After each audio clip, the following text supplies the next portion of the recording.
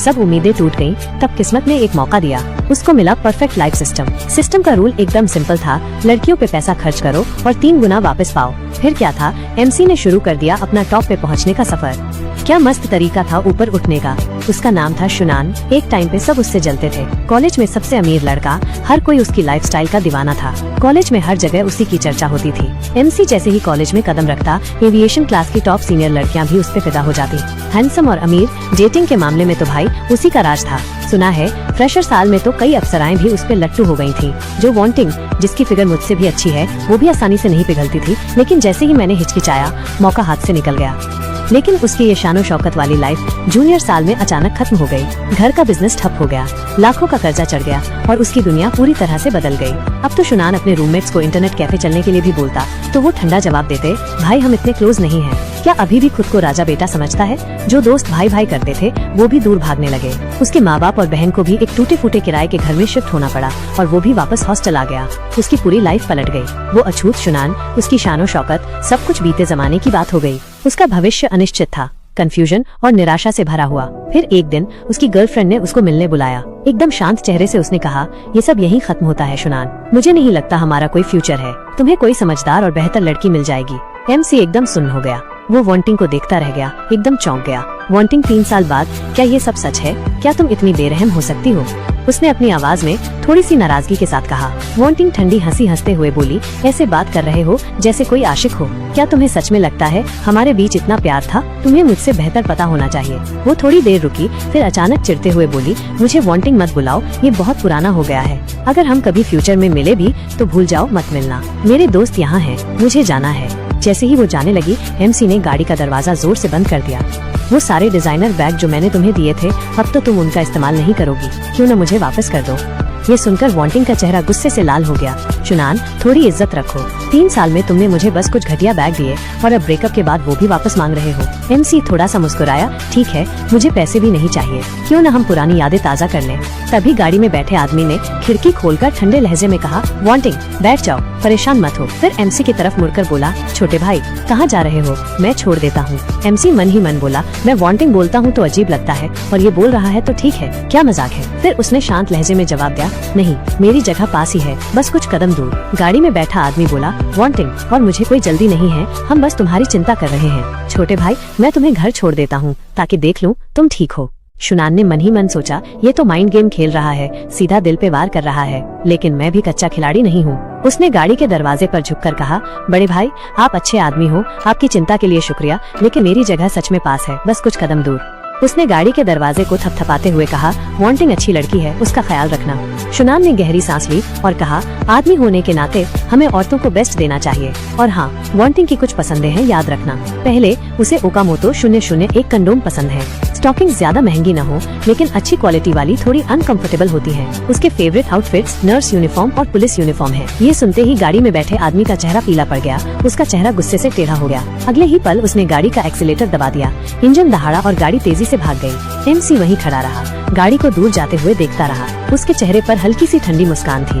वो मन ही मन बोला, बड़े भाई मैं तो बस अच्छी बातें बताने वाला था। फिर थोड़ा मजाक करते हुए बोला, वांटिंग, शायद तुमने सही फैसला किया। उसने आह भरी और मन ही मन बोला, जो भी हो, अब उससे मेरा कोई लेना देना नहीं है। मैं बस उम्मीद करता हूँ कि उसे वो परफेक्ट लाइफ मिल जाए जिसकी वो तलाश कर रही है। तभी शुनान के कान में एक आवाज गूंजी, सही बात है, सबको अपनी मनचाही लाइफ जीनी चाहिए। फिर एक पैनल अचानक लोड होने लगा, अजीब सी रोशनी के साथ। Perfect life system initializing. Shunan एकदम चौंक गया, पैनल पर लिखे टेक्स्ट को देखता रह गया। उसने सोचा, क्या मैं होस्ट हूँ? लेकिन मैं तो मरा नहीं हूँ। ये सब कैसे हो रहा है? क्या मैं सपना देख रहा हूँ? पैनल पर लिखा आया, perfect life system successfully loaded. एक परफेक्ट लाइफ के लिए सिर्फ पैसा ही नहीं, लड़कियों की कृपा भी जरूरी है। Time limited mission activated. 60 से ज्यादा फेवरेबिलिटी स्कोर वाली किसी फीमेल फ्रेंड पर पैसा खर्च करो और उनकी मोहब्बत जीतो। मिशन का इनाम, सिस्टम खर्च किए गए पैसे का 3 गुना वापस करेगा अगर छोरी की पसंद 3 पॉइंट बढ़ जाती है। वापसी दुगनी हो जाएगी। ध्यान रहे, सिर्फ खुद की बचत या कैश ही खर्च किया जा सकता है। एमसी ने दिमाग का रायता समेटते हुए बुदबुदाया, ये सिस्टम पक्का जुगाड़ है, ये असली नहीं है, मेरे दिमाग से निकल जा। लेकिन चाहे उसने कितना भी सर पकड़कर हिलाया, वो पैनल वहीं टिका रहा। अचानक पीछे से जानी पहचानी आवाज आई, एमसी। आवाज तेज और साफ थी, हल्की डांट के साथ। अबे यार, ये तो बस ब्रेकअप है, इतना सीरियस नहीं है। एमसी ने पलटकर देखा तो लिया, उसकी स्टूडेंट काउंसलर हल्की मुस्कान लिए खड़ी थी। उसने आगे कहा, है तो बस टाटा बाय बाय, आगे बढ़ो। लड़के तो यही कहते हैं, है ना? एमसी अचानक जम गया। उसकी नजरें लिया के सर पर टिक गईं, जहां एक नंबर टिमटिमा रहा था। उसी वक्त पैनल की आवाज फिर गूंजी, लिया की एमसी के लिए पसंद 65। एमसी का दिमाग दौड़ने लगा। सर के ऊपर नंबर और डिस्क्रिप्शन। क्या ये परफेक्ट लाइफ सिस्टम सच में असली हो सकता है? क्या ये सिर्फ दिमाग का वहम नहीं था? उसे अभी भी खोया हुआ देखकर लिया ने हल्की मुस्कान दी और उसका कंधा थपथपाया। एमसी होश में आओ, कहाँ खो गए? एमसी आखिरकार असलियत में लौटा, अंदर ही अंदर हैरान। क्या मैं सच में लकी हूँ? सर खुजाते हुए उसने अपनी घबराहट छुपाने की कोशिश की। कुछ नहीं, बस थोड़ा अचानक था, बस। उसे शांत देखकर लिया ने पूछा, वैसे उस स्कॉलरशिप के बारे में जो मैंने पिछली बार बताया था, क्या सोचा? तुम्हें जल्दी ही कागज जमा करने होंगे। यही एक तरीका है जिससे मैं तुम्हारी मदद कर सकती हूँ। लेकिन एमसी ने ठंडे लहजे में जवाब दिया, कुछ 1000 रुपयों से मेरे परिवार के कर्ज का कुछ नहीं होगा। क्यों न किसी ऐसे को स्कॉलरशिप दो जिसे सच में जरूरत है। उसकी बात सुनकर लिया ने ज्यादा जोर नहीं दिया। उसने बस हल्का सा सिर हिलाया। ठीक है, अगर तुम्हें कभी भी कुछ चाहिए हो तो मुझसे बेझिझक कहना, चाहे वो रिलेशनशिप के बारे में ही क्यों ना हो। इतना कहकर वो जाने के लिए मुड़ी। मैं चलती हूँ, अगर कुछ चाहिए हो तो बेझिझक पूछना। उसे जाते हुए देखकर एमसी का दिमाग दौड़ने लगा। लिया सिस्टम के टाइम लिमिटेड मिशन के क्राइटेरिया में फिट बैठती है। अगर मैं इसे पूरा कर लूँ तो क्या मुझे सच में दुगनी वापसी मिलेगी? क्या मुझे इसे आजमाना चाहिए? ये सोचते ही वो अचानक आगे बढ़ा और लिया का हाथ पकड़ लिया। मिस लिया, हमेशा मेरा ध्यान रखने के लिए शुक्रिया। रुको, मैं तुम्हें एक ड्रिंक पिलाता हूँ। मुस्कुराते हुए उसने उसे एक कप दूध वाली चाय थमाई। ये लो मिस लिया, ये तुम्हारे लिए है। दूध वाली चाय देखकर लिया का चेहरा तुरंत लाल हो गया। वो धीरे से बुदबुदाई, शुक्रिया। उसी वक्त एमसी का फोन वाइब्रेट हुआ। उसने मैसेज चेक किया। उसका बैलेंस पहले 87 रुपए था। दूध वाली चाय पर 6 रुपए खर्च करने के बाद वो 81 रुपए हो गया। फिर उसे 18 रुपए मिले, जिससे उसका बैलेंस 99 रुपए हो गया। ये काम कर गया। दुगनी वापसी असली थी। एमसी के दिमाग में एक बात आई, अगर मैं मिस लिया की पसंद 60 से ऊपर रख सकता हूँ तो मैं उस पर पैसे खर्च करता रह सकता हूँ और सिस्टम से लगातार कैश वापस कमा सकता हूँ, है ना? इसका मतलब है कि मेरे पास अपने परिवार का कर्ज चुकाने का मौका है और अगर मैं सही दांव चलूँ तो हम पहले से भी ज्यादा अमीर बन सकते हैं। एमसी की आंखों में दृढ़ निश्चय भर गया। मैं वापस वहीं पहुंचूंगा जहां मैं था। नहीं, मैं अपने पुराने रूप से आगे निकल जाऊंगा। लेकिन अभी मेरे पास कुल 99 रुपए हैं, बहुत कम। सबसे जरूरी काम है और ज्यादा पूंजी जुटाना और सही छोरी खोजना जिस पर पैसे खर्च कर सकूं ताकि मैं सच में वापसी कर सकूं। एक पल बाद एमसी ने अपने अकाउंट स्टेटमेंट चेक किए और कुछ जल्दी हिसाब लगाया। गोल्ड बार क्रेडिट लिमिट 8000 रुपए, लोन लिमिट 20,000 रुपए, बिजनेस लोन 2585 रुपए और मेरा 99 रुपए का बैलेंस कुल मिलाकर 49,682 रुपए हुए। मिस लिया की नजर में मैं बस एक डूबे हुए अमीर परिवार का स्टूडेंट हूँ। अगर मैं चाहता हूँ कि वो एक महंगा तोहफा ले तो मुझे थोड़ा और शातिर बनना होगा।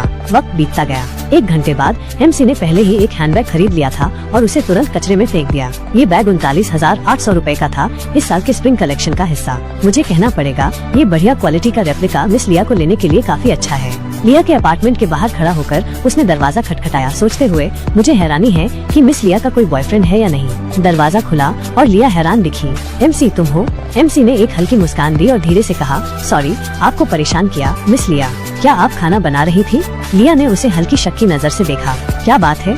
एमसी ने एक पल के लिए हिचकिचाते हुए ईमानदारी से कहा, मिस लिया आपने कॉलेज में 3 साल तक मेरा ध्यान रखा। मैं इसे हल्के में लेता था, लेकिन आज मुझे सच में एहसास हुआ कि आपकी मदद कितनी कीमती और दिल को छूने वाली थी। ये मेरी तरफ से एक छोटा सा तोहफा है। मुझे उम्मीद है कि आप इसे लेंगी। लिया ने तुरंत हाथ हिलाया। उसके चेहरे पर हल्की शर्मिंदगी भरी मुस्कान आ गई। नहीं एमसी, मैं तुम्हारी टीचर हूँ। ये तो बस मेरी नौकरी है, कुछ खास नहीं। मैं अपने सभी स्टूडेंट्स के साथ एक जैसा बर्ताव करती हूँ। एमसी ने हल्की मुस्कान दी, लेकिन जोर देता रहा, असल में ये तो बस एक बढ़िया क्वालिटी का रेप्लिका है।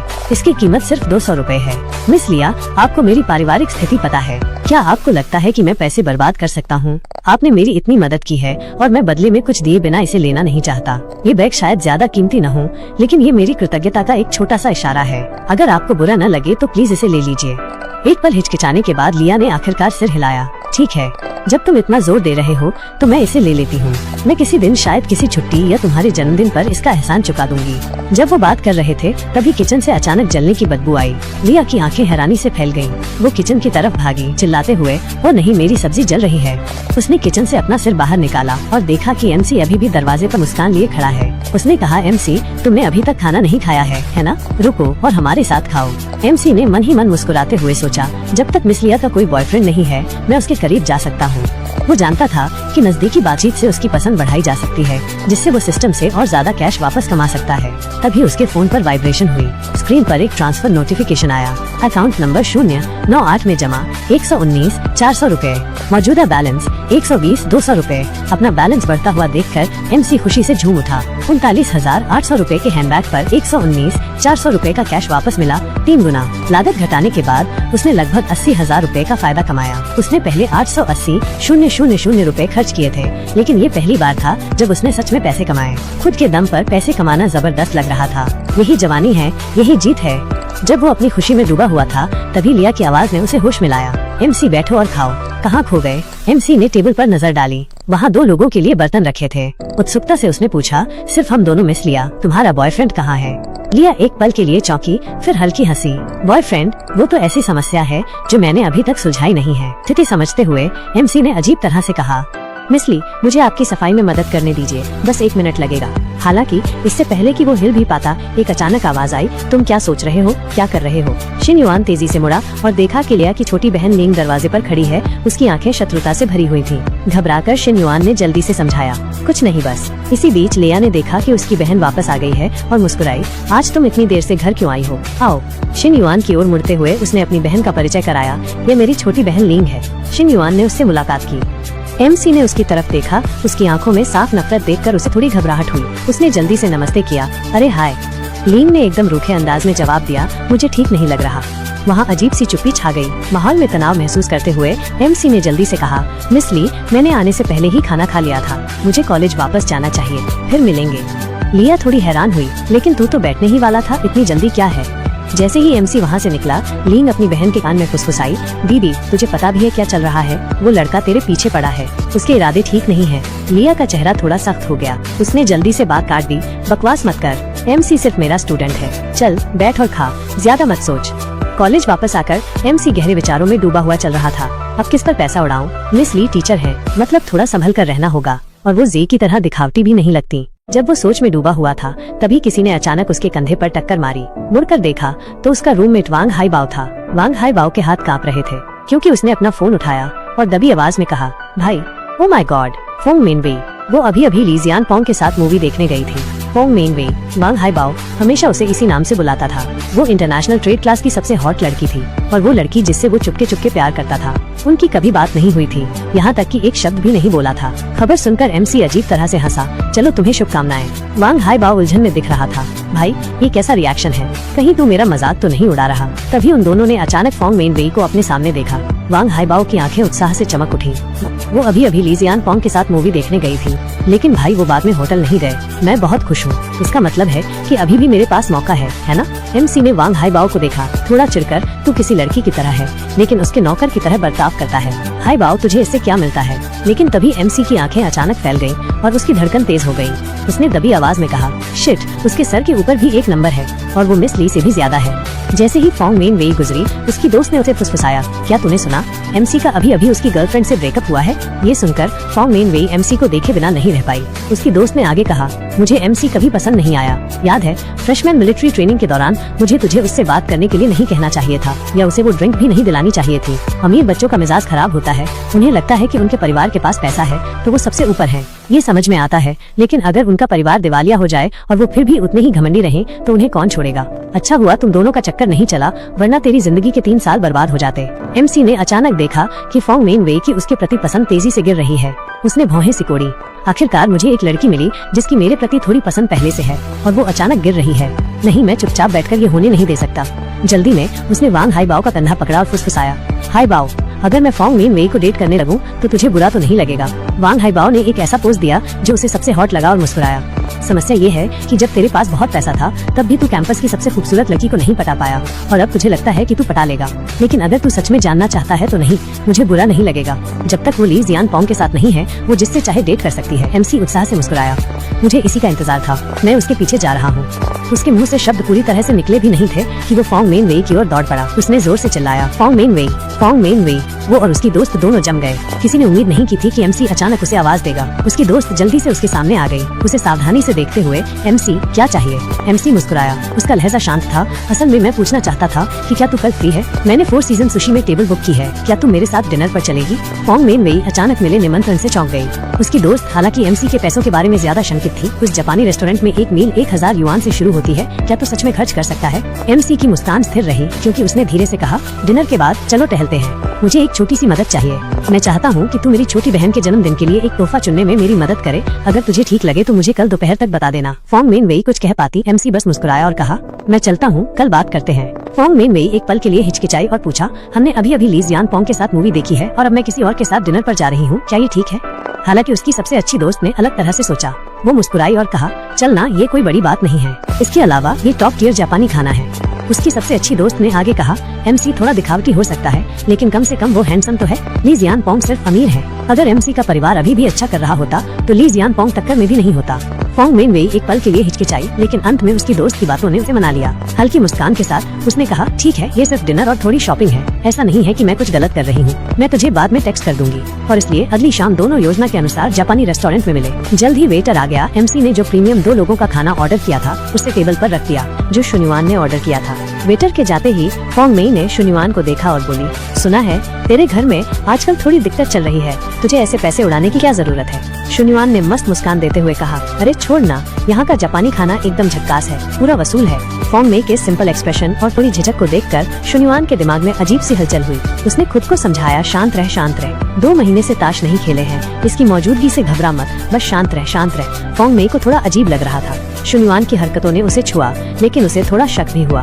उसने पूछा, क्या तूने मुझे सिर्फ अपनी बहन के लिए बर्थडे गिफ्ट चुनने में मदद करने के लिए बुलाया है? शुन्युआन की आंखें चमक गईं जब उसने सीधे उसकी आंखों में देखा और कहा, सच बताऊं तो मैं तुझे काफी टाइम से डिनर पे बुलाना चाहता था, बस सही मौका नहीं मिल रहा था। जैसे ही ये शब्द उसके मुंह से निकले, फॉन्ग मेई का फेवरेबिलिटी स्कोर धड़ाम से नीचे गिर गया।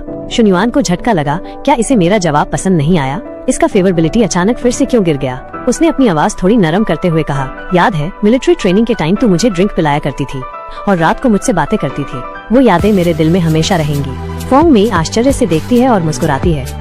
वो कहती है, मुझे आश्चर्य है कि तुम्हें वो याद है। शुन्युआन हंसता है और अपना सिर खुजाता है। वो कहता है, मैं कैसे भूल सकता हूँ। उनके बीच का माहौल बदल जाता है। 1 घंटे बाद शुन्युआन बिल का भुगतान करता है। भोजन का बिल 2700 युआन था। फॉन्ग मेई भावुक हो जाती है।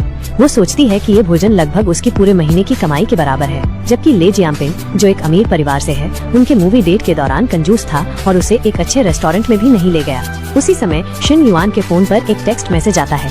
8322 युआन उसके खाते में जमा हो जाते हैं। एक और टेक्स्ट मैसेज तुरंत आता है जिसमें 5578 युआन जमा होने और 3135 युआन का वर्तमान बैलेंस दिखाया जाता है। एक सिस्टम नोटिफिकेशन आता है, सीमित समय मिशन, 60 से अधिक फेवरेबिलिटी स्कोर वाली महिला पर पैसे खर्च करें और उसका प्यार बढ़ाएं।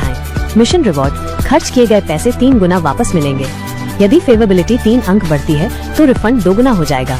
अपना बैलेंस बढ़ता देख शुन्युआन उत्साहित हो जाता है। फॉन्ग मेई के फेवरेबिलिटी स्कोर को देखकर वो देखता है कि ये 72 से 76 तक बढ़ गया है। वो सोचता है, तो ये इस तरह काम करता है। एक भोजन से 10,000 युआन कमाना यह संतोषजनक है। शुन्युआन को फॉन्ग मेई और भी अच्छी लगती है। फॉन्ग मेई सोचती है, इसे ही पैसे का आकर्षण कहते हैं। वो शुन्युआन का हाथ पकड़ती है और कहती है, चलो चलते हैं, हमें तुम्हारी बहन के लिए इंटरनेशनल फाइनेंस सेंटर में एक उपहार भी चुनना है। इंटरनेशनल फाइनेंस सेंटर के बाहर जैसे ही वे प्रवेश द्वार पर पहुंचते हैं, शुन्युआन अपनी पूर्व गर्लफ्रेंड जू वॉन्टिंग और उसके चाचा से टकरा जाता है। जू वॉन्टिंग हैरान हो जाती है। वो सोचती है कि वो यहाँ क्यों है। वे कल ही अलग हुए थे और आज वो किसी और महिला के साथ खरीदारी कर रहा है।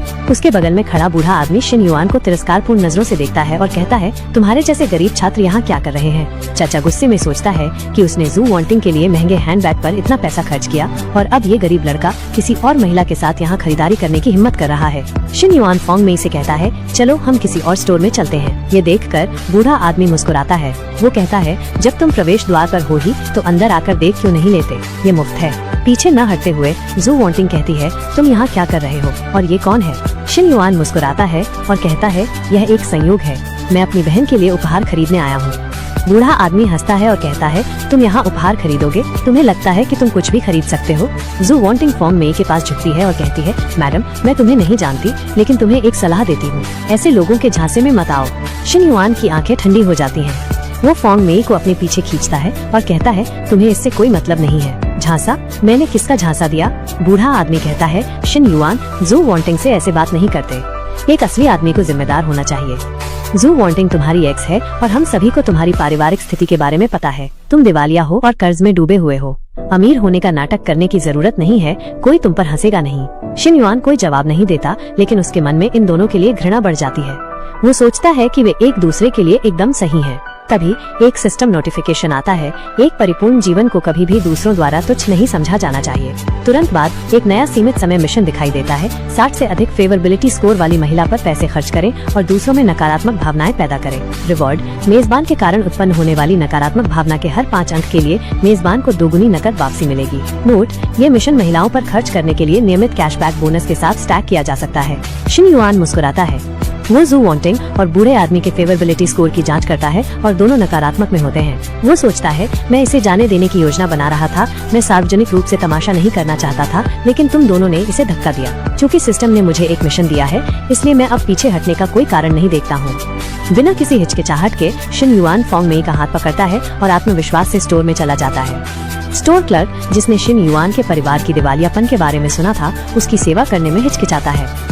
जू वांटिंग एक हैंडबैग चुनती है और बूढ़े आदमी के पास जाती है। वो कहती है, हम अब बिल भर सकते हैं। एक सेल्स एसोसिएट जू वांटिंग के पास जाती है और दूसरे एसोसिएट से कहती है, तुम मिस्टर शिन की मदद करो।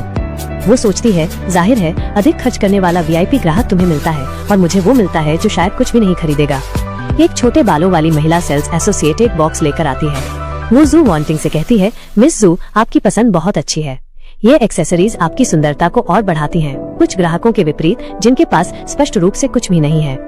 वो आगे कहती है, ये एक्सेसरीज एक हैंडबैग के साथ भी अच्छी लगती हैं, पर थोड़े महंगे हैं। कुल मिलाकर लगभग 1 लाख युआन के पड़ेंगे। उधर एमसी और फोंग मिनवेई कुछ आइटम देख रहे थे। फोंग मेनू को लगा उसकी बहन को शायद एक हैंडबैग पसंद आ जाए। उनकी मदद करने वाली सेल्स गर्ल ने एमसी को टेढ़ी नजर से देखा और सीधे बोला, ये 2 हैंडबैग 50,000 युआन के हैं। उसकी टोन से साफ था, उसे यकीन नहीं था कि ये लौंडा खरीद पाएगा। पास ही चाचा जो वांटिंग को देख रहा था, उसे पता चला कि उसके आइटम 1 लाख युआन के हो गए हैं। उसका खून खौल गया। 1 लाख युआन, कितनी खर्चीली औरत है। सोचा था 20,000 में निपट जाऊंगा, पर इसे तो पूरा 1 लाख चाहिए। जो वांटिंग ने अपने बॉयफ्रेंड को उकसाया कि कुछ तो मर्दानी दिखाओ, पर उसे पता था उसके खाते में 1 लाख युआन भी नहीं है। तभी एमसी सेल्स गर्ल की तरफ मुड़ा और बोला, मिस, ये 2 हैंडबैग और वो एक्सेसरीज दे दो जो उस लड़की ने बताई थी। उसकी बात सुनकर सब हैरान रह गए। क्या एक्सेसरीज भी ले रहा है? इसके पास पैसे भी हैं क्या? शक होने के बावजूद उसने कैलकुलेटर उठाया। उसकी उंगलियां कांप रही थीं जब उसने हिसाब लगाया। मिस्टर शान, हैंडबैग और एक्सेसरीज का कुल 131,000 युआन हो गया।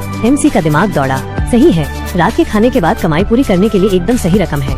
बिना सोचे उसने अपना बैंक कार्ड निकाला, पेमेंट करने के लिए तैयार। सेल्स गर्ल अभी भी सदमे में थी। सिर्फ 2 हैंडबैग नहीं, एक्सेसरीज भी ले ली, एक ही बार में 130,000 युआन से ज्यादा। उसे कभी उम्मीद नहीं थी कि एमसी इतना खर्चीला और दबंग होगा। जो वांटिंग गुस्से से लाल हो गई। उसने पैर पटका और चिल्लाई, एमसी, तेरा परिवार तो दिवालिया हो गया था ना? ये सारा पैसा कहाँ से लाया? लोन तो नहीं लिया ना? एमसी मुस्कुराया और बोला, जो सोचना है सोच ले। वैसे भी तेरे पास पैसों की कमी तो है नहीं। अपने आदमी से एक और हैंडबैग क्यों नहीं खरीदवाती? कुछ 1000 युआन ही तो हैं, उसके लिए कोई बड़ी बात नहीं है ना? वो आगे बोला, उसकी टोन में ताना भरा हुआ था। असली मर्द सिर्फ चार्मिंग नहीं होता, उदार भी होना चाहिए। तेरी ऑडी A8 की कीमत कम से कम 6-7 लाख युआन होगी। क्या तू पॉकेट मनी के लिए पसीना बहा रही है? जो वांटिंग ने तुरंत अपने बॉयफ्रेंड का हाथ पकड़ लिया, गुस्से में फुसफुसाते हुए, जून, कुछ तो मर्दानी दिखाओ उसे। पर लड़के के सीने में घबराहट होने लगी। मेरी आज तो लोन पर ली थी, टिंग को पता नहीं चलना चाहिए। फोन कॉल का बहाना करके वो भागने का बहाना ढूंढने लगा। उसे भागते हुए देखकर जो वांटिंग का चेहरा गुस्से से भर गया।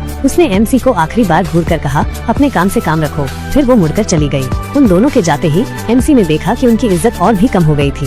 साफ था उसने उनकी नेगेटिव फीलिंग्स को भड़का दिया था। सिस्टम का मिशन पूरा हो गया था, उसे कोई फर्क नहीं पड़ा। बाहर में जाएं, मुझे उन पर और सोचने की जरूरत नहीं है। जब तक मिशन पूरा हो गया वही काफी है। एमसी ने नया खरीदा हुआ हैंडबैग फोंग मिनवे को दे दिया। चौंक कर उसने जल्दी से हाथ हिलाए, मना करते हुए, ये बहुत महंगा है, मैं नहीं ले सकती। एमसी हंसा, कुछ नहीं है, बस एक हैंडबैग है। उन दोनों ने इतने लंबे समय तक बेइज्जती की, मुझे थोड़ा बुरा लगा। प्लीज इसे माफी समझकर ले लो ना। अगले ही पल उसने उसे एक्सेसरीज के साथ दूसरा हैंडबैग दे दिया। फोंग मिनू चौंक गई। रुको, क्या ये वो नहीं था जो एमसी ने कहा था उसकी बहन के लिए था? एमसी मुस्कुराया, मुझे पता नहीं मेरी बहन को पसंद आएगा या नहीं, पर मुझे पता है तुझे पसंद आएगा। असल में उसके विचार अलग थे। क्या मजाक है, अगर मैंने ये शान शेन को दे दिया तो वो छोटी बदमाश मुझे पैसे बर्बाद करने के लिए डांटेगी और मम्मी पापा को बता देगी। मैंने हमेशा इन्हें तेरे लिए खरीदने की सोची थी, बस ले ले ताकि मुझे पैसे वापस मिल जाएं। फोंग मिनवेई थोड़ी घबरा गई। उसे डर था एमसी उसे गोल्ड डिगर समझ सकता है, पर एमसी बस मुस्कुराया और उसे भरोसा दिलाया, रिलैक्स, ये तो बस शुरुआत है, हमें अभी लंबा सफर तय करना है, बस ले ले। अगर तूने मना किया तो मुझे बहुत बुरा लगेगा। तभी एक सिस्टम नोटिफिकेशन आया, होस्ट ने समय सीमा वाला मिशन पूरा कर लिया है, नेगेटिव फीलिंग्स -5, ट्रिपल कैशबैक मिल गया, लड़की पर खर्च करने का बोनस एक्टिवेट हो गया, कुल इनाम 6x कैशबैक 786,000 युआन। एमसी मन ही मन मुस्कुराया। फोंग मिनवेई मेरी पर्सनल मनी ट्री है, मुझे उसकी इज्जत बनाए रखनी होगी, मैं अपनी पिछली गलती दोबारा नहीं कर सकता। हालांकि उसे तुरंत पैसे निकालने का मन कर रहा था, उसे पता था जल्दबाजी नहीं करनी चाहिए, सब्र रखना जरूरी है, चीजों को नॉर्मल तरीके से होने देना बेहतर है। इसलिए उसने फोंग मिनवेई को सीधे वापस कैंपस ले जाने का फैसला किया। रास्ते में फोंग मिनवेई ने खुद से आ भरी, वो ले जियानपिंग से एकदम अलग है। उसने होटल चलने को भी नहीं कहा, अगर कहता तो मुझे नहीं पता मैं क्या करती। हॉस्टल वापस आकर एमसी ने देखा ली जियानपिंग लड़कों के ग्रुप से घिरा हुआ था। वो अपनी तारीफ सुन रहा था, ये बता रहा था कि उसने कैंपस की ब्यूटी को कैसे पटाया। लड़के उसकी पूजा कर रहे थे जैसे उसकी बड़ी जीत हुई हो। जैसे ही एमसी गुजरा, ली जियानपिंग ने जानबूझकर आवाज ऊंची करके कहा, हमें जल्द ही क्लास का गेट टुगेदर करना चाहिए, डिनर साथ में, मजा आएगा, सबको आना चाहिए। हॉस्टल में वापस उसके रूममेट्स गुस्से में थे। सुना क्या, वो हरामी ली जियानपिंग पूरे स्कूल को बताना चाहता है कि वो कैंपस की ब्यूटी के साथ मूवी देखने गया था। वो साफ हमारे रूम 503 को चढ़ा रहा है। पर एमसी आत्मविश्वास से मुस्कुराया, रिलैक्स, फोंग मिनवेई कभी ली जियानपिंग को डेट नहीं करेगी। उसके रूममेट्स ने उस पर विश्वास नहीं किया, उन्होंने चिढ़ाया, अबे छोड़ना, झूठ मत बोल। फोंग मिनवेई कल रात ली जियानपिंग के साथ मूवी देखने नहीं गई थी, पता नहीं और क्या क्या किया होगा। आज तेरा डेट का इनविटेशन भी रिजेक्ट कर दिया, लगता है वो सच में उसके साथ है। उनकी बातें अनसुनी करते हुए एमसी ने अपने बैंक बैलेंस पर नजर डाली, पैसे भरे पड़े थे। घर जाने का टाइम हो गया। अगले दिन एमसी घर लौटा तो उसे चाचा भी वहीं मिले। उसके पापा मुस्कुराए, अंदर जाकर बैठो, हमें बड़ों को बात करनी है। बाहर खड़े होकर एमसी ने सुना कि चाचा कर्ज वसूलने आए थे और पूरी रकम 2 दिन में चुकानी थी। उसकी मम्मी भड़क गई, सुन ये क्या बदतमीजी है, जब तेरी कार वॉश की दुकान के लिए पैसे नहीं थे तो 3 लाख किसने दिए थे, और दिए तो क्या हमने कभी प्रेशर डाला, और अब 2 लाख दिए तो बार बार पैसे मांगने आ जाता है, क्या समझ रखा है। उसके पापा ने थोड़ी शांति से समझाया, अरे छोड़ो यार, उसकी भी तो कुछ मजबूरियाँ होंगी। पर मम्मी कहाँ मानने वाली मजबूरी, क्या उसे हमारी हालत नहीं दिखती। मैंने तो उसकी घरवाली से भी पूछा, कोई दिक्कत नहीं है उन्हें। वो नकली चाचा हाथ हिलाते हुए बोला, कर्जा तो चुकाना ही पड़ेगा, अच्छा है हम रिश्तेदार हैं, वरना असली वसूली वाले आते तब पता चलता। मम्मी गुस्से से लाल, वसूली वाले, बेशर्म कहीं के, हमने इतना भला किया और अब ये दिन देखने पड़ रहे हैं। पापा ने हल निकाला, क्यों न कुछ सोने के गहने बेच दे, पैसे आएंगे तो वापस ले लेंगे। तभी सिस्टम का मैसेज आया, परफेक्ट लाइफ बिना कर्जे के, मिशन घर का या अपना कर्जा चुकाओ, 2 लाख चुकाने पर कार के लिए 10 लाख का स्पेशल फंड मिलेगा। एमसी मन ही मन बोला, सही टाइमिंग है सिस्टम, लेकिन पहले घर वालों की मदद करनी थी। मम्मी एक लकड़ी का बक्सा लाई, सालों से गहने नहीं बेचे थे पर अब मजबूरी थी। पर जैसे ही गहने देखे, 2 सोने की अंगूठी गायब। एमसी को गिल्ट हुआ, कॉलेज के फर्स्ट ईयर में वो अंगूठी मैंने जो वॉन्टिंग के लिए हैंडबैग खरीदने के लिए चुराई थी। पापा मम्मी, मैंने बहुत पैसा कमाया है। बिना कुछ कहे एमसी बाहर निकल गया। पापा मम्मी सोच रहे थे, थोड़े से पैसे में क्या करेगा, मील कार्ड रिचार्ज करवा ले। एमसी ने कुछ नहीं बोला, पापा के अकाउंट में 2 लाख ट्रांसफर कर दिए। पापा का फोन देखते ही आंखें फटी की फटी रह गयी। बेटा ये पैसे कहाँ से आए? एमसी हंसते हुए बोला, याद है वो पॉकेट मनी मैंने दोस्त के साथ बिटकॉइन में लगाए थे, उसने कहा था अभी मत निकालना, बहुत बढ़ेंगे, मैंने कुछ दिन पहले ही निकाले। मम्मी खुश होकर बोली, बेटा तूने तो हमारी जान बचा ली। पापा बोले, मैं अभी जाकर पैसे दे आता हूँ, ये झंझट खत्म करता हूँ। कर्जा चुकाकर मम्मी ने चाचा को बोला, पैसे मिल गए ना, अब निकल यहाँ से, दोबारा मत दिखना। चाचा हैरान, सोचा नहीं था पैसे मिल जाएंगे, पर मम्मी कहाँ रुकने वाली थी, बहरा है क्या, निकल यहाँ से। बाहर निकलकर चाचा को पछतावा हुआ, उसका 10 करोड़ का कर्जा था। सोचा था जितना मिल जाए ले लूं, पर इसने तो एक ही बार में चुका दिया। कहीं कोई नया धंधा तो नहीं शुरू कर दिया, अब तो ये अमीर होने वाला है, आज के बाद तो रिश्ता भी नहीं रहेगा। यार आया ही क्यों था, सिस्टम का मैसेज आया, मिशन पूरा हुआ, 40,000 रूपए अकाउंट में और 10 लाख का स्पेशल फंड, टोटल 21,86,5 रूपए। कार के फंड को छोड़ दे तो भी एमसी के पास 10 लाख से ज्यादा थे। कौन सोच सकता था कि घर आने से इतनी कमाई होगी, पर घर का सारा कर्जा चुकाने के लिए ये काफी नहीं थे। एमसी समझता था और पैसे चाहिए, 10 लाख तो शुरुआत है, इसी से और पैसे बनाने हैं। हिसाब लगाकर देखा तो पापा को 2 लाख दे सकता था। पूछा, 2 लाख और हैं, चाहिए क्या? मम्मी ने सोचा, अभी तो कोई कर्जा नहीं है, बाद में देखेंगे। पर पापा थोड़ा झिझकते हुए बोले, सुन अभी 50,000 दे दे। एमसी हंसा, ठीक है कोई बात नहीं, पर मन ही मन बोला, ये तो बिल्कुल वैसा ही है जैसे मैं पापा से पैसे मांगता था। आदतें कहाँ जाती हैं। स्कूल वापस आकर एमसी की ली से सीढ़ियों पर मुलाकात हुई। ली ने बताया कि उसकी क्लास नहीं थी, इसलिए जल्दी आ गई। एमसी ने पूछा, आज रात फ्री है? डिनर पर चलते हैं, पिछली बार तूने खिलाया था। पर ली मिंग का चेहरा देखते ही याद आया, ली शियाओ की बहन। ली मिंग तो मेरी दुश्मन है, उससे तो नहीं पंगा ले सकता। एमसी ने जल्दी से बात बदली। अरे काउंसलर, याद आया, मुझे तो काम है, आज रात तो नहीं हो पाएगा, फिर कभी चलते हैं। एमसी को जल्दी में जाते देखकर मिंग बोली, कुछ तो गड़बड़ है। ली ने कहा, शायद डिनर ही था, और अगर कुछ और भी होता तो मैं हाँ नहीं करती। एमसी हॉस्टल से निकलते हुए बोला, यार कितनी गर्मी है। उसे जो वॉन्टिंग के साथ राइड पर जाने वाले दिन याद आ गए। ठंडी हवा कितना अच्छा लगता था। तभी याद आया, कार के लिए स्पेशल फंड है, अगर यूज नहीं किया तो सिस्टम की बेइज्जती होगी। उसने फोंग मेनवे को मैसेज किया, चलो आज कार देखते हैं। फोंग मेनवे की रूममेट ने चिढ़ाया, कार देखने जा रहे हो, जल्दी चल रहा है सब कुछ, आज रात वापस आओगी भी या नहीं, सब बताओ सब बताओ। फोंग मेनू शर्माते हुए बोली, हम साथ नहीं हैं, ऐसा मत बोलो। रूममेट ने चिढ़ाना जारी रखा, हमारी मिन तो लकी है, इतना अमीर और हैंडसम पति मिलेगा, पूरा पैसा निचोड़ लेगी। फिर अचानक फोंग मिनुई को पीछे से गले लगा लिया। फोंग मिनुई का चेहरा लाल हो गया और वो शर्माते हुए बोली। 1 घंटे बाद दोनों एक बड़ी कार डीलरशिप पर पहुंचे। सेल्समैन ने फोंग मेनू को पहचान लिया और फोंग मेनू ने भी उसे पहचान लिया। वो चेन यांगोंग था, कॉलेज का सीनियर जो उसे पटाने की कोशिश करता था। एमसी ने पास की M9 की तरफ इशारा किया और उसके बारे में पूछा। एमसी को देखकर मुस्कुराया और बोला, डिस्प्ले वाली गाड़ी उधर है, देख सकते हो, बैठ भी सकते हो। पर मन ही मन सोच रहा था, M9 का बेस मॉडल 5 लाख से शुरू होता है और ये जो दिख रही है वो तो कम से कम 6 लाख की होगी। ये लौंडा ऐसे फटेहाल कपड़ों में क्या दिखाएगा, गरीब तो गरीब ही रहेगा।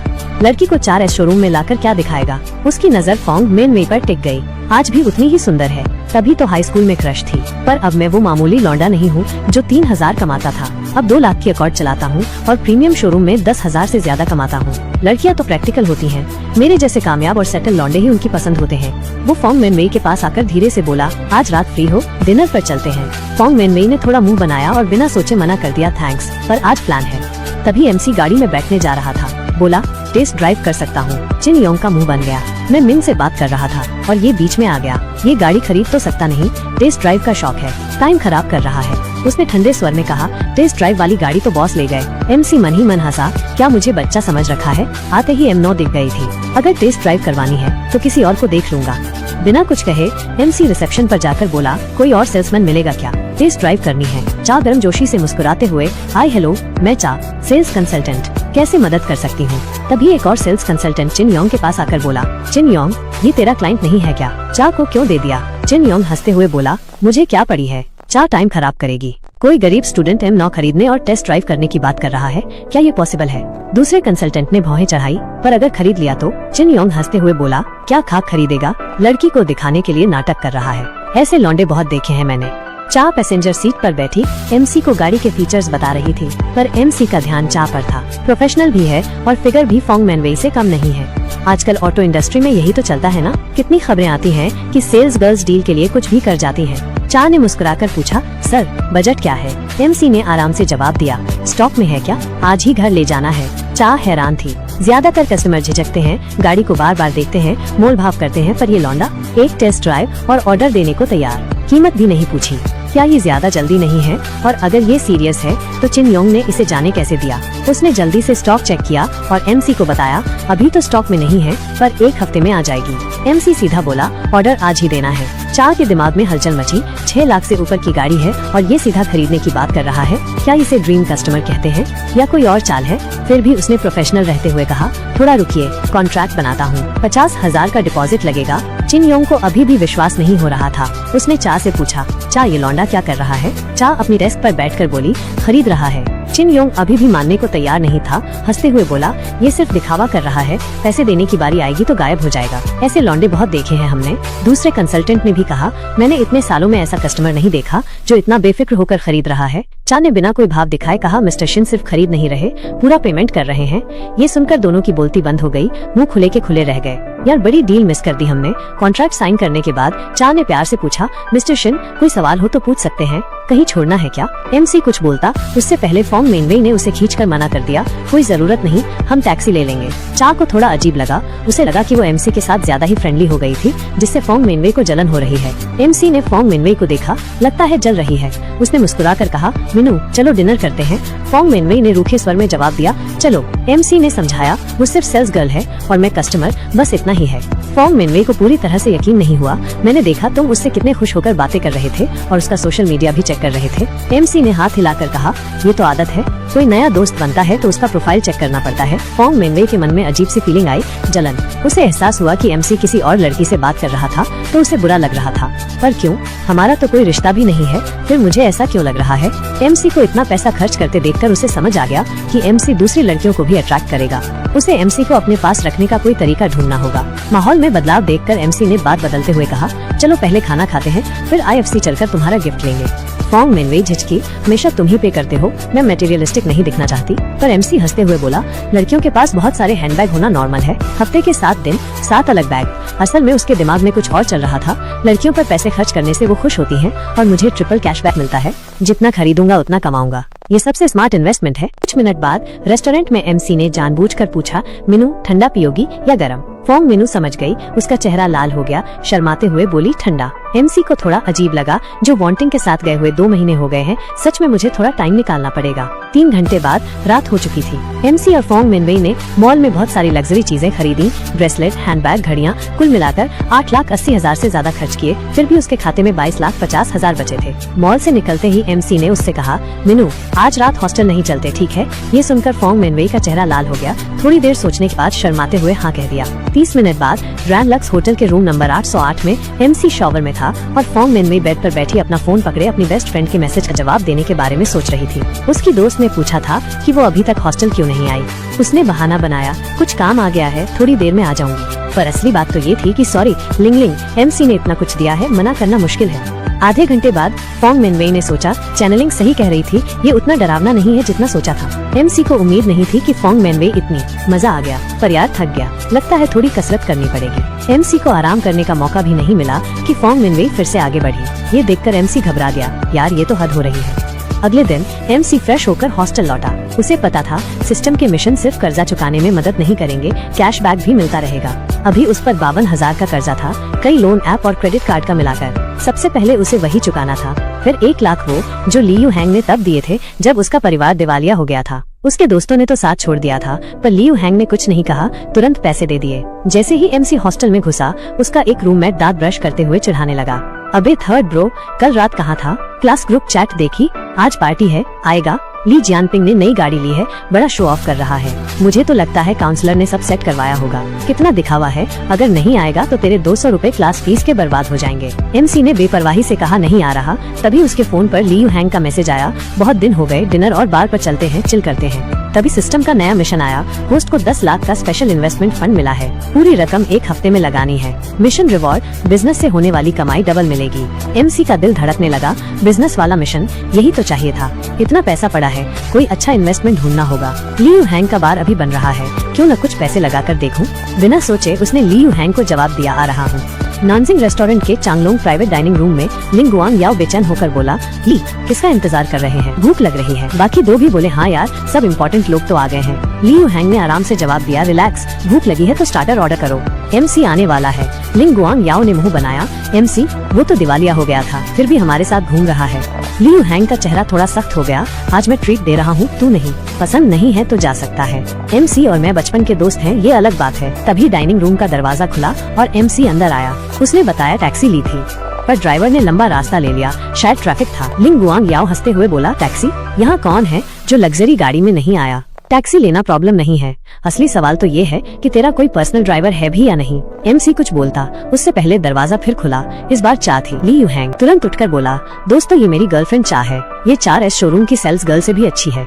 किसी को गाड़ी लेनी हो तो इससे बात करना। चा की नजर एमसी पर पड़ी, उसने तुरंत पहचान लिया, पर देखा कि उसने पहले हेलो नहीं किया तो वो भी एक्टिंग करने लगी जैसे पहली बार मिल रहे हों। 40 मिनट बाद लियू हैंग ने खाना खत्म किया, खड़ा होकर बोला, चलो सबका पेट भर गया होगा, अब कुछ बातें करते हैं। मैं एक लाउंज बार खोल रहा हूँ और चाहता हूँ कि सब कुछ बढ़िया हो।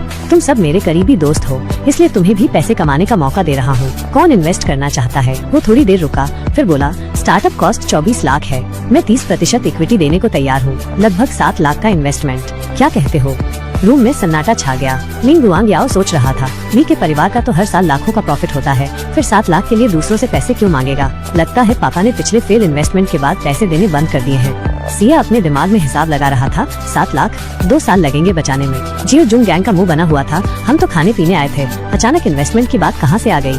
ली यू हैंग तो पैसों के मामले में इतना सीधा नहीं होता था। बाकी सब चुपचाप बैठे सोच रहे थे। जो पहले बोलेगा वो बेवकूफ कहलाएगा, चुप रहना ही ठीक है। किसी को जवाब न देते देख ली यू हैंग को गुस्सा आने लगा। मेरे पैसों पर खाने पीने में कोई दिक्कत नहीं है, फेवर मांगते हो, पैसे उधार लेते हो और जब मुझे मदद चाहिए तो सब चुप हो जाते हो। MC तो गरीब है, समझ में आता है, पर बाकी सब। निराश होकर उसने ठंडे स्वर में कहा, क्या हुआ, जुबान बंद हो गई, कुछ तो बोलो।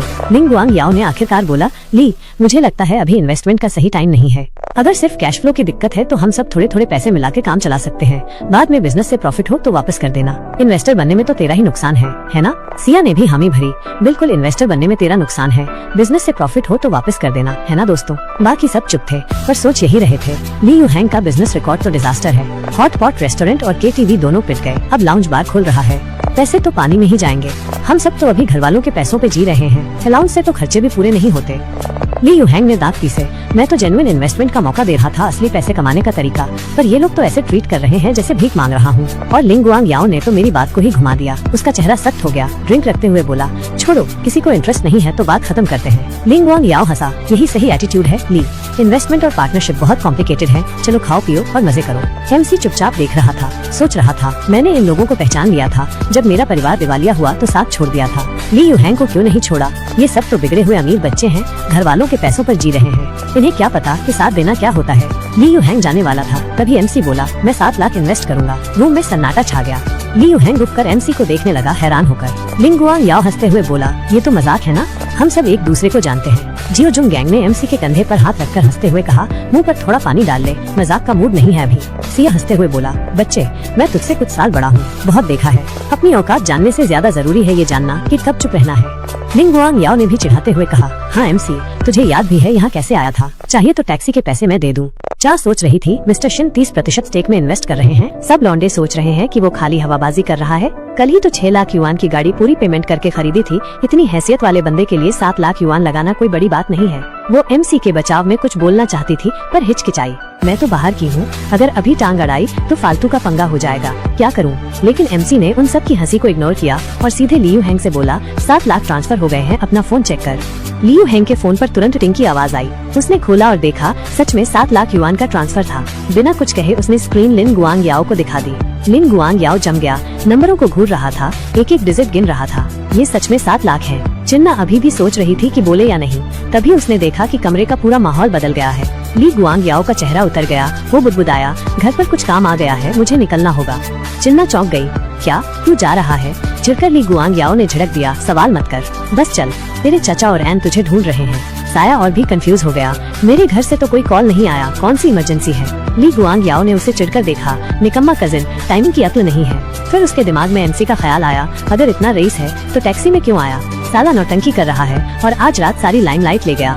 एक एक करके कमरे में मौजूद बाकी लौंडे ली यू हैंग के ट्रांजैक्शन हिस्ट्री देखने के लिए जमा हो गए। खुद देखने के बाद उन्होंने जल्दी जल्दी बहाने बनाए और खिसक गए। कुछ ही मिनटों में 3 और लौंडे कमरे से बाहर निकल गए। अभी भी हैरान साया ने चिन्ना की ओर देखा, जिसने उसे फुसफुसाया, ये सब जा रहे हैं, तू भी निकल ले। बाहर निकलने पर साया ने पूछा, तुझे कैसे पता चला कि उन्होंने क्या देखा? चिन्ना ने कैजुअली जवाब दिया, कल MC ने मुझसे एक M9 खरीदी थी, पूरी पेमेंट करके। साया ने तुरंत उसका हाथ पकड़ लिया, रुको सीरियसली? चिन्ना ने सिर हिलाया, बेशक मेरे पास अभी भी मेरे फोन पर परचेज कॉन्ट्रैक्ट है। साया का टोन सीरियस हो गया। चिन्ना यार, तूने मुझे पहले क्यों नहीं बताया? तुझे इतना रईस लौंडा मिला और तूने मुझे खबर तक नहीं दी, ये ठीक नहीं है। अगली बार मुझे जरूर बताना। चिन्ना ने उसका हाथ झटक दिया और उसे ठंडी नजर से देखा। अगली बार साया, मुझे आज पता चला कि तू किस किस्म का लौंडा है। मैंने सोचा था कि तू मेरे लायक है, ये मेरी गलती थी। अब से मुझसे कांटेक्ट मत करना। अंदर सिर्फ MC और ली यू हैंग बचे थे। ली यू हैंग ने आह भरी और बड़बड़ाया, अगर मुझे पता होता कि तू इतना अमीर है तो मैं आज रात खाने पर पैसे बर्बाद नहीं करता। MC मुस्कुराया, अब पता चल गया ना, ये सब लौंडे सिर्फ पार्टी के लिए ठीक है, जब असली बिजनेस की बात आती है तो कोई आगे नहीं आता। एक पल रुककर MC आगे झुका, मुझे अपने लाउंज बार प्लान के बारे में बता। मैं सिर्फ एक छोटा शेयर होल्डर हो सकता हूँ, पर मैं प्लानिंग में शामिल होना चाहता हूँ। अगले आधे घंटे तक MC और ली यू हैंग ने रिनोवेशन स्टाइल और बिजनेस स्ट्रैटेजी पर डिटेल में बात की। ली यू हैंग MC से इम्प्रेस हुए बिना नहीं रह सका। MC की यूनिवर्सिटी एजुकेशन वाकई काम आई थी। कमर्शियल कॉन्सेप्ट्स को इतनी आसानी से हैंडल करते हुए देखना वाकई आंखें खोलने वाला था, पर MC ने इसे कैजुअली टाल दिया। ये तो बस थोड़ी सी बिजनेस सेंस है, पर तू जानता है मेरे पास हर दिन दुकान देखने का टाइम नहीं है। हमें एक भरोसेमंद मैनेजर चाहिए जो सारा काम देख सके।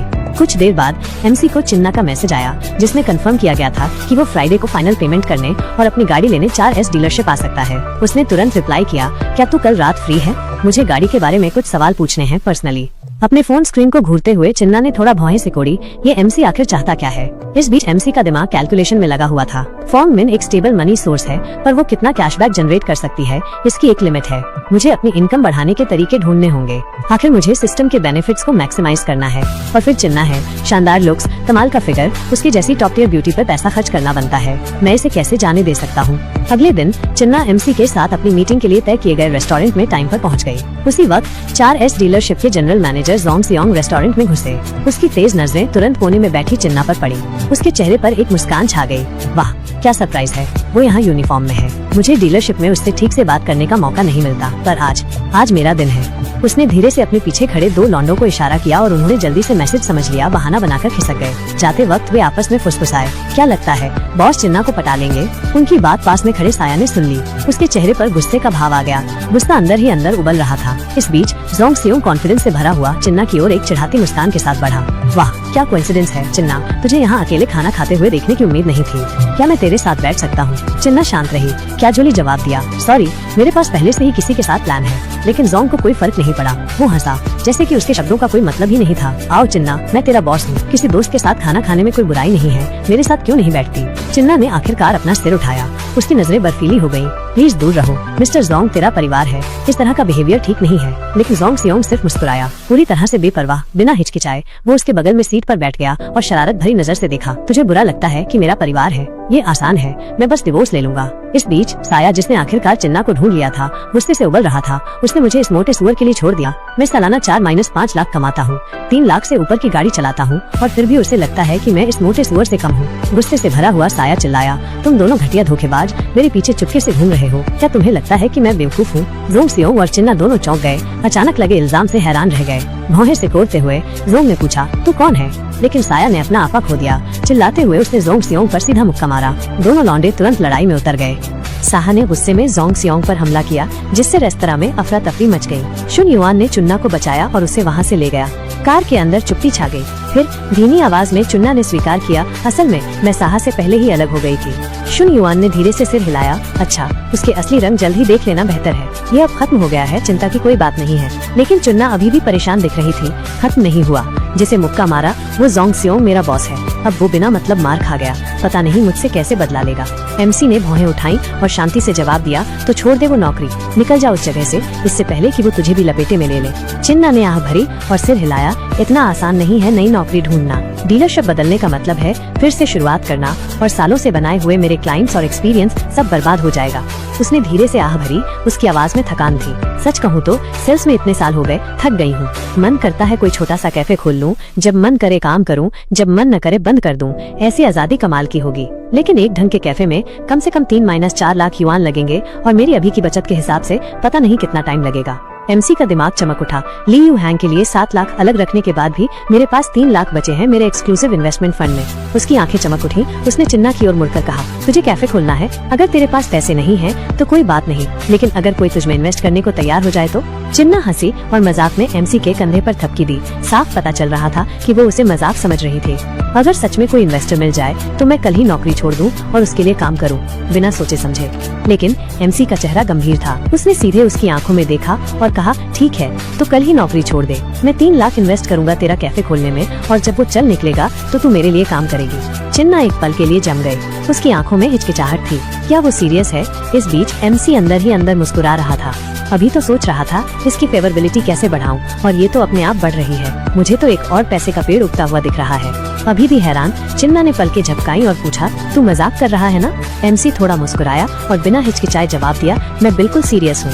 क्या तुझे मेरे लिए काम नहीं करना? उसने लापरवाही से कहा, कैफे खुलने के बाद मैं तुझे 12,000 युआन महीना दूंगा, साथ में प्रॉफिट शेयर भी, और अगर तू 3 महीने टिक गई तो 2 लाख युआन की गाड़ी भी दूंगा। तेरी अभी वाली गाड़ी को अपग्रेड की जरूरत है। चिन्ना की आंखें थोड़ी फैल गयी।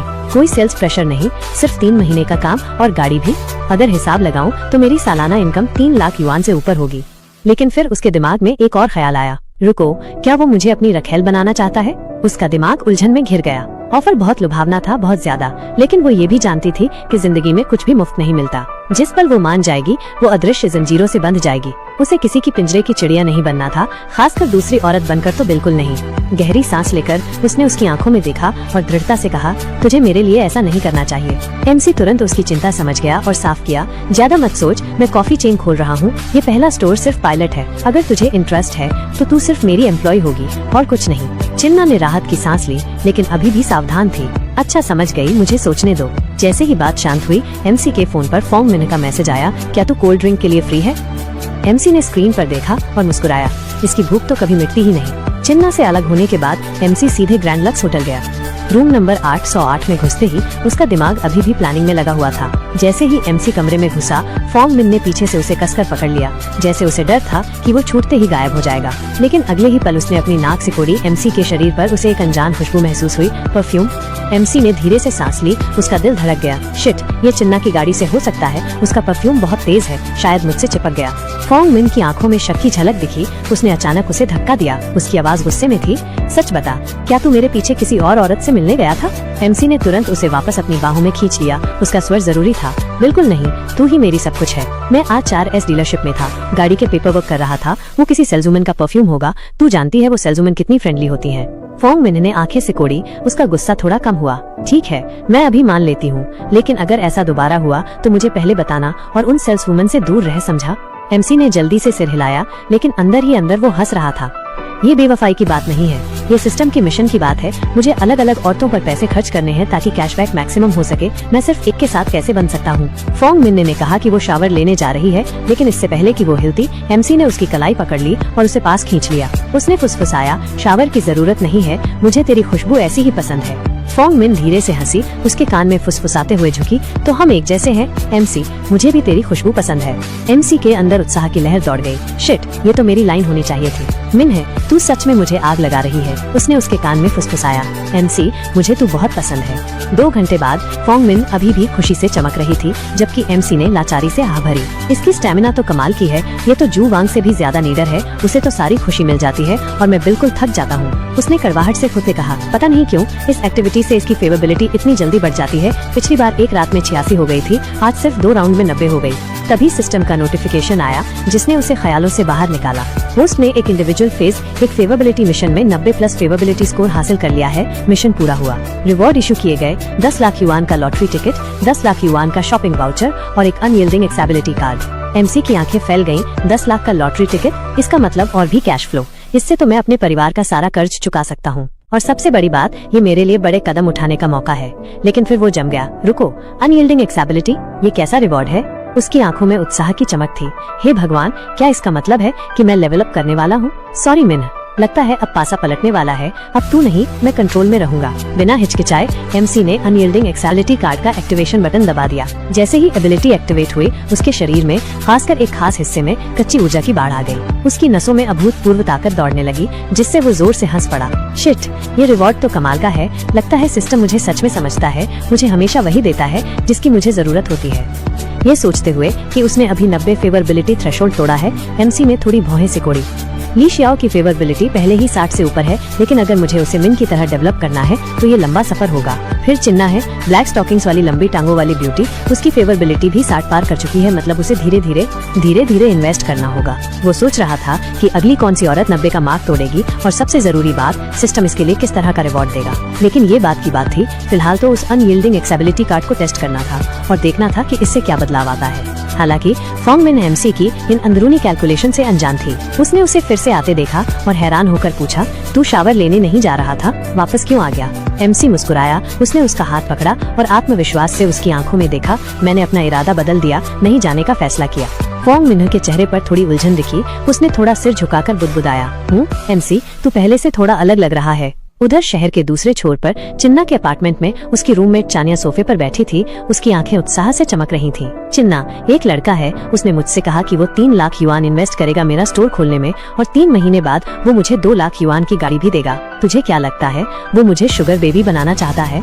लेकिन उसकी तो पहले से गर्लफ्रेंड है। चानिया ने रुककर चढ़ाती हुई मुस्कान के साथ कहा, तू पक्का किसी स्कैमर के चक्कर में नहीं पड़ गई?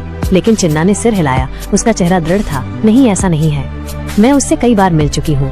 पिछली बार उसने मेरे लिए गाड़ी भी खरीदी थी। वो असली है। चानिया ने भौहें उठाई, उत्सुक होकर पूछा, उसकी उम्र कितनी है? तेरे ज्यादातर गाड़ी खरीदने वाले क्लाइंट तो मिडिल एज के आदमी होते हैं, है ना? रुक, वो सिर्फ 21 साल का है और लग्जरी गाड़ी चलाता है। वो दिखता कैसा है? चिन्ना के चेहरे पर हल्की लाली आ गई। उसने थोड़ा सिर झुकाकर धीरे से कहा, वो थोड़ा हैंडसम है। फिर शरारती अंदाज में कहा, वो 3 लाख युआन इन्वेस्ट करने को तैयार है मेरा बिजनेस खोलने में, और 2 लाख युआन की गाड़ी भी। इतना जवान, इतना अमीर और इतना हैंडसम, इसमें सोचने वाली क्या बात है? चानिया हैरान दिखी, लेकिन वो तुझसे 5-6 साल छोटा है। चिन्ना ने कंधे उचकाए, उम्र से क्या फर्क पड़ता है? मैं सीनियर थी जब वो फ्रेशमैन था, कोई बड़ी बात नहीं है। क्या पता वो सोने की खान पर बैठा हो।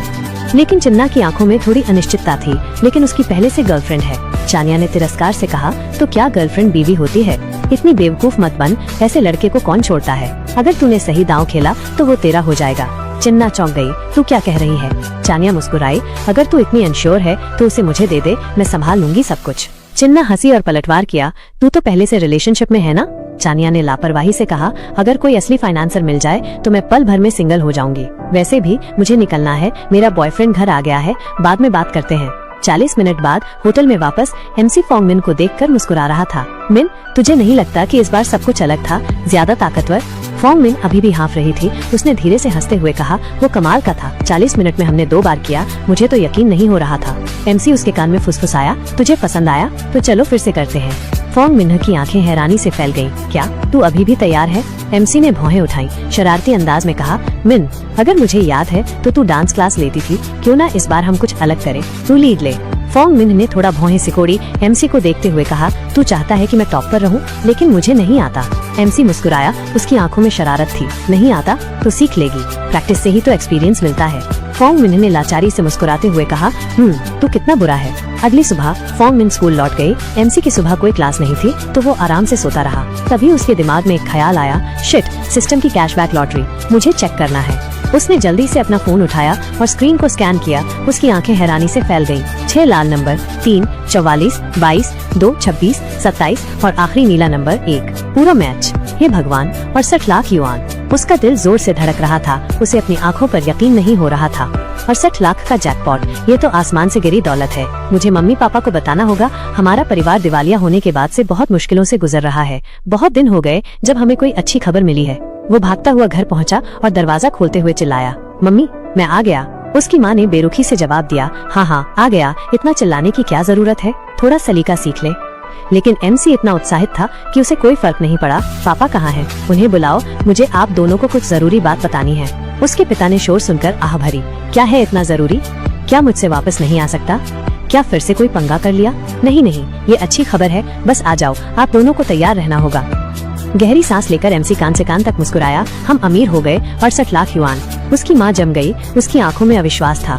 बेटा, क्या तुझे ज्यादा तनाव हो रहा है? तुझे अपनी पढ़ाई पर ध्यान देना चाहिए, इन फालतू सपनों में मत पड़। हम परिवार का कर्ज चुका देंगे, तुझे चिंता करने की जरूरत नहीं है।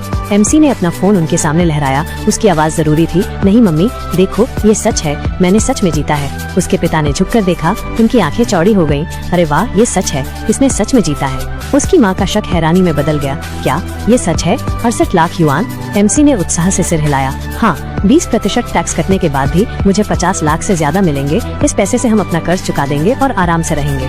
उसकी माँ खुशी से झूम उठी, वाह मेरे बेटे, आज तेरा लकी दिन है। खाना बनाना छोड़ो, हम सेलिब्रेट करने के लिए बाहर जाएंगे।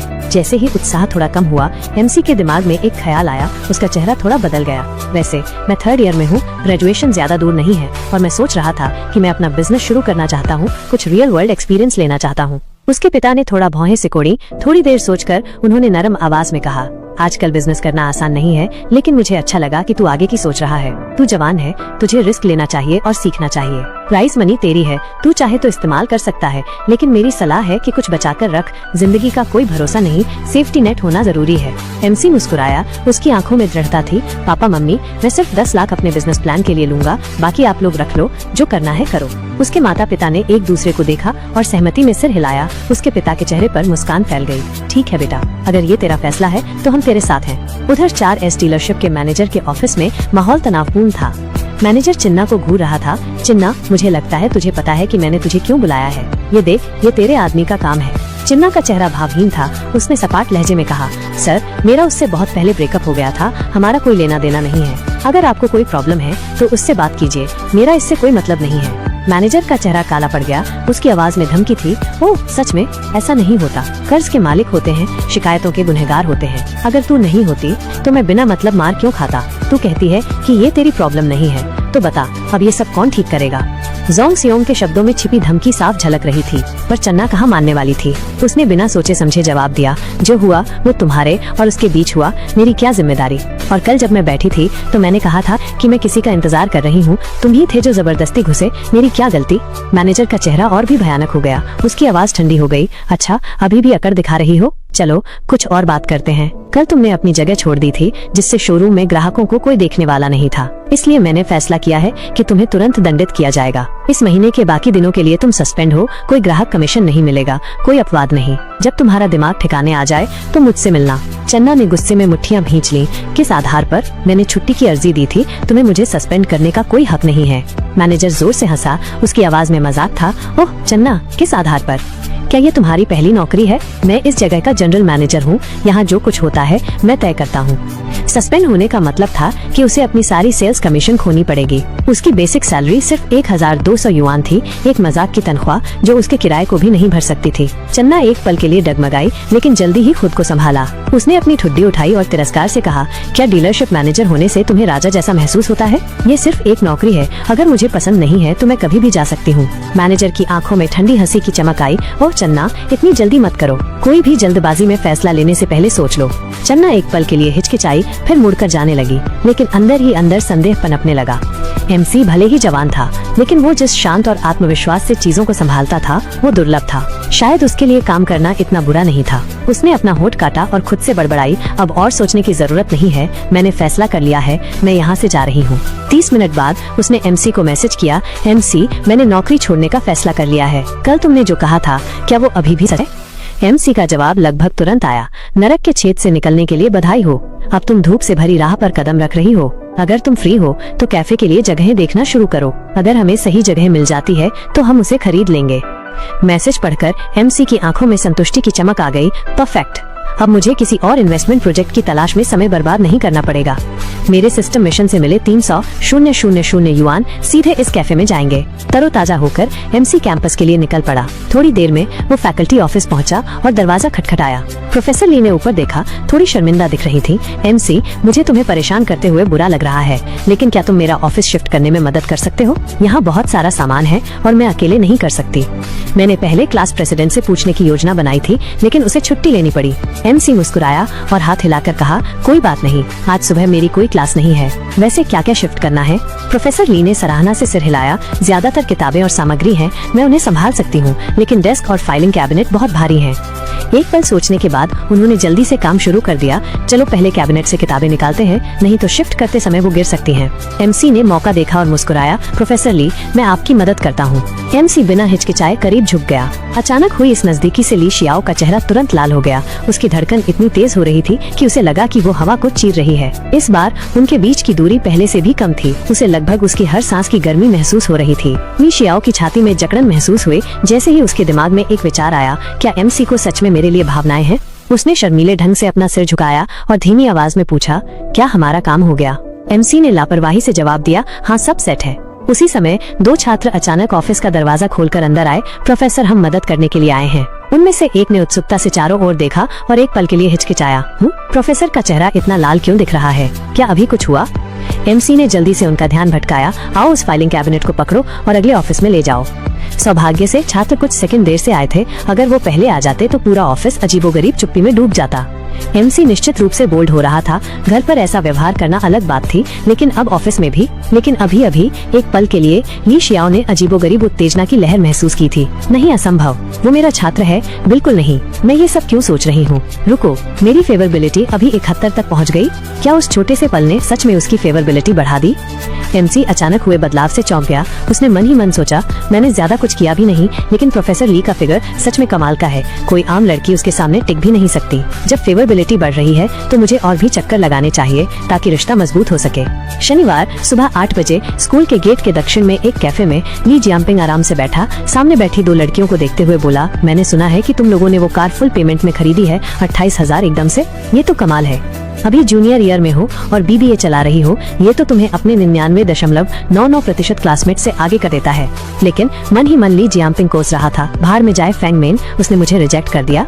उसे नहीं पता कि वो क्या खो रही है। मेरी दौलत और स्टेटस के साथ लड़कियां मेरी पूजा करने के लिए लाइन लगा देनी चाहिए। बाहर से उसने उन्हें एक आकर्षक मुस्कान दी। बेशक कुछ लोगों को BBA चलाने की परवाह भी नहीं होती। लड़कियां हैरान दिख रही थीं। उनमें से एक ने पूछा, नहीं सच में, कौन नहीं चाहेगा BBA? उसका बैकग्राउंड कैसा है? क्या तुम कह रहे हो कि सच में ऐसे लोग हैं जो 3-5 साल में BBA खरीद सकते हैं, लेकिन फिर भी उन्हें ये काफी नहीं लगता?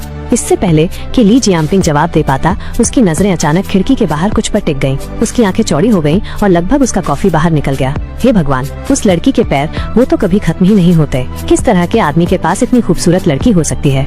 उसकी आवाज में विस्मय और ईर्ष्या का मिश्रण था। उसने बाहर इशारा करते हुए कहा, देखो तो, क्या वो कार खुद से चल रही है? ये तो पागलपन है। वो किस तरह की कार है? ली जियांपिंग ने जो कार देखी वो टॉप टियर M9 थी। उनमें से एक लड़की ने हैरानी से हाँफते हुए कहा, वो क्या वो MC नहीं है? ली जियांपिंग का दिल धड़क उठा। रुको, अगर वो है तो वो कार क्यों चला रहा है? क्या उसका परिवार दिवालिया नहीं हो गया था? जब MC कैफे में दाखिल हुआ तो चन्ना ने उसका गर्मजोशी से स्वागत किया। ली जियांपिंग एकदम दंग रह गया। ये खूबसूरत महिला MC का इंतजार कर रही थी। चन्ना मुस्कुराई और उसे समझाया, मालिक ने अभी मैसेज किया है, वो थोड़ी देर में आ जाएगी। कार कैसी चल रही है? उनमें से एक लड़की ली जियांपिंग की ओर झुकी और अपनी दोस्त से फुसफुसाई, ली जियांपिंग, MC और उस लड़की को देखो, क्या तुम्हें उनमें कुछ अजीब नहीं लग रहा? ली जियांपिंग ने अपनी मुट्ठियां भींच ली। उसकी ईर्ष्या भड़क रही थी। वो कमीना MC अभी सीनियर से ब्रेकअप हुआ नहीं कि अब बाहर की किसी सुंदर लड़की के साथ घूम रहा है। तभी कैफे की मालकिन लिन यूचोंग आई। उन्होंने गर्मजोशी से उनका अभिवादन किया। नमस्ते मिस चुन, माफ करना, मुझे अपने बच्चे को लेने में देर हो गई। लिन यूचोंग ने MC की ओर देखा और टिप्पणी किए बिना नहीं रह सकी। मिस्टर MC, आप काफी जवान दिखते हैं। MC ने विनम्रता से मुस्कुराते हुए कहा, शायद हमारी उम्र लगभग